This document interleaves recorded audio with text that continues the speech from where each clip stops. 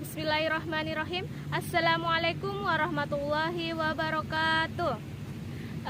Perkenalkan, nama saya Karlina Nasir dari kelas C24C dengan NIM 240407551025, nomor absen 10.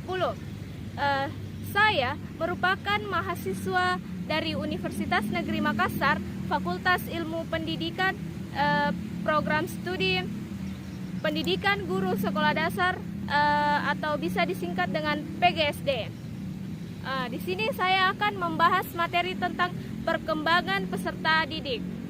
Yang terhormat dosen pengampu mata kuliah perkembangan peserta didik, Bapak Usman SPD MPD PhD.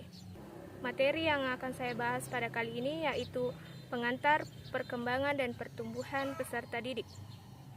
Perkembangan adalah perkembangan yang terjadi secara terus-menerus dan bersifat tetap dari fungsi-fungsi jasmania dan rohania yang dimiliki individu menuju tahap-tahap kematangan, mulai dari perubahan, pemasakan, dan belajar. Pertumbuhan adalah pertumbuhan dalam konteks perkembangan merujuk perubahan-perubahan yang bersifat kuantitatif, yaitu peningkatan dalam ukuran dan struktur seperti pertumbuhan badan, kaki, kepala, dan lain sebagainya. Hukum-hukum perkembangan dan pertumbuhan. Hukum-hukum perkembangan dan pertumbuhan itu, yang pertama, hukum pemersatu organis, yang kedua, hukum tempo perkembangan, yang ketiga, hukum irama perkembangan, yang keempat, hukum masa peka, yang kelima, hukum rekapitulasi, yang keenam, hukum pemertahan dan pengembangan diri.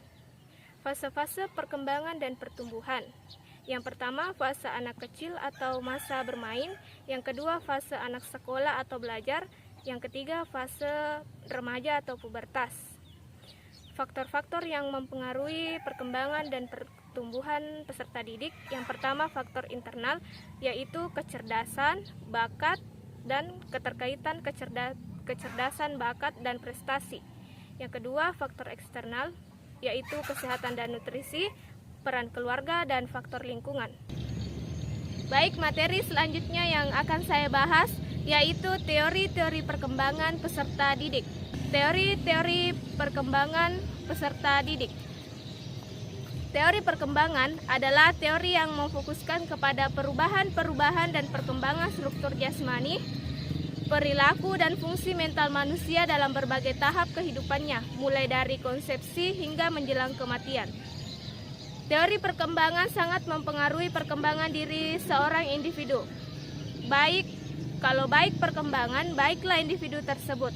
Teori perkembangan meliputi, pertama, teori psikososial Erikson, yang kedua, teori konstruktivisme Piaget, yang ketiga, teori sosiokultural Vygotsky, yang keempat, teori belajar sosial Bandura, yang kelima, teori sistem ekologi Bonvenbender, yang keenam, teori psikoanalitis, yang ketujuh, teori perilaku behavioristik. Baik, materi selanjutnya yang saya akan bahas yaitu tentang perkembangan kognitif peserta didik.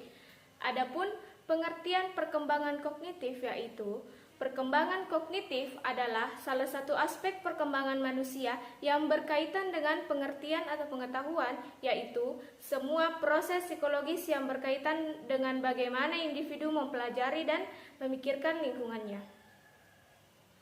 Yang kedua, ada teori perkembangan kognitif, yaitu proses lebih penting ketimbang hasil dan persepsi, kemudian tahap belajar, kemudian siswa aktif, dan pikiran kompleks.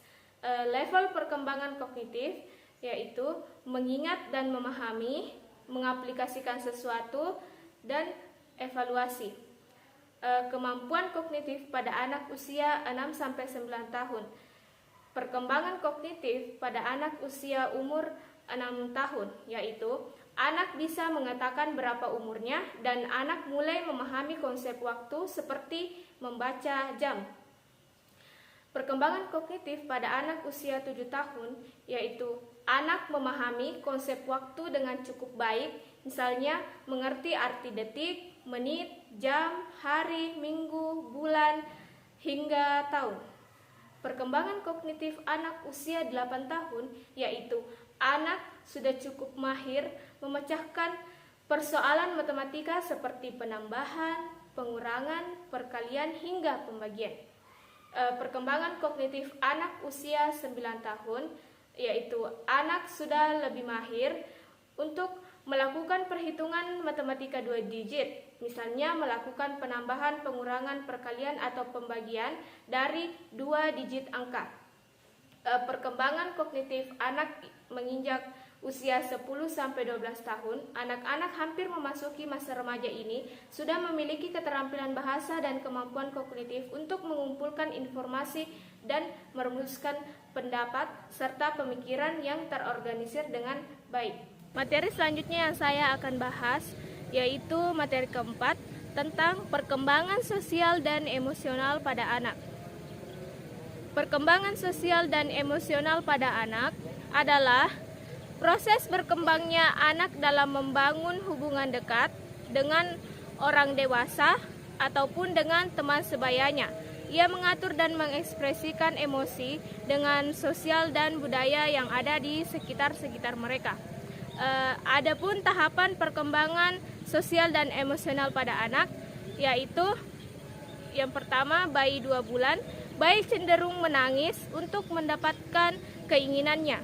Yang kedua, bayi 4 bulan, bayi cenderung menangis dengan cara berbeda. Ia menunjukkan bahwa mereka lapar, mereka sakit, ataupun mereka kelelahan. Yang keempat, bayi 6 bulan. Bayi sudah dapat membedakan wajah orang yang mereka kenali dan mereka tidak kenali.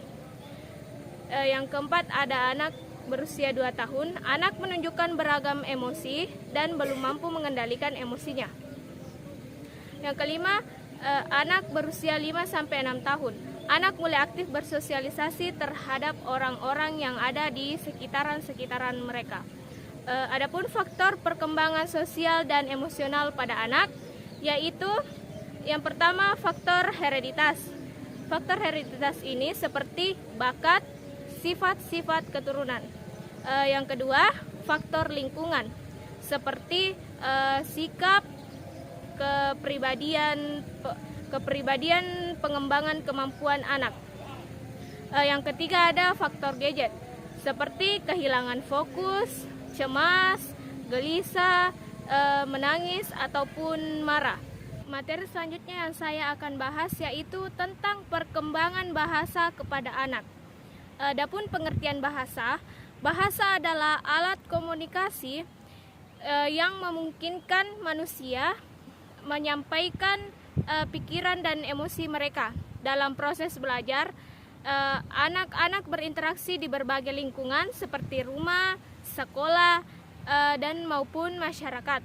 Adapun tahap perkembangan bahasa pada anak, yaitu perkembangan bahasa anak dapat dibagi menjadi 3 bentuk utama, yaitu yang pertama, kosakata.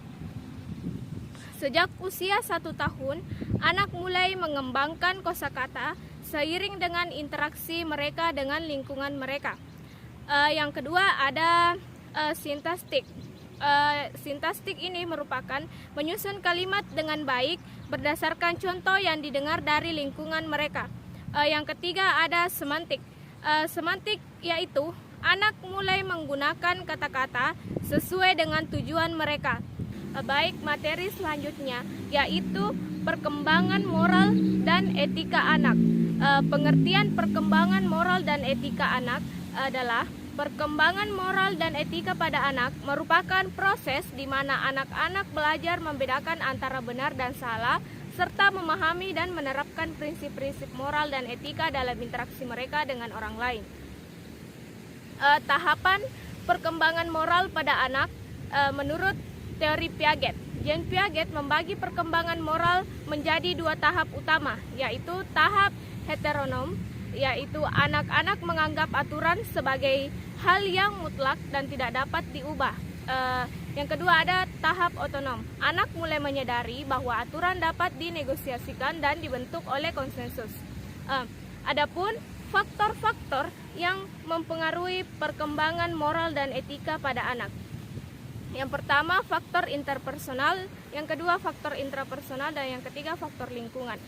Cara mendukung perkembangan moral dan etika pada anak, yaitu menjadi contoh yang baik, komunikasi secara terbuka, mengajarkan konsekuensi, memberikan pujian dan penghargaan, dan ajarkan tentang perbedaan. Adapun peran etika dalam perkembangan moral yaitu membantu anak memahami perbedaan antara benar dan salah. Dan yang kedua, membantu anak melatih diri untuk membuat keputusan yang etis.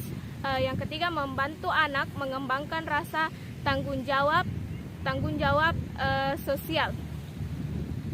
Adapun aspek pendorong perkembangan moral dan etika pada anak yaitu kurikulum terintegrasi, model perang, pengembangan kesadaran diri, penerapan moral dan etika pada anak dalam kehidupan sehari-hari yaitu menghormati orang tua, berbagi dengan teman, jujur, bertanggung jawab, dan sopan. Baik, itu saja materi-materi yang sempat saya bawakan. Kurang lebih mohon dimaafkan. Wassalamualaikum warahmatullahi wabarakatuh.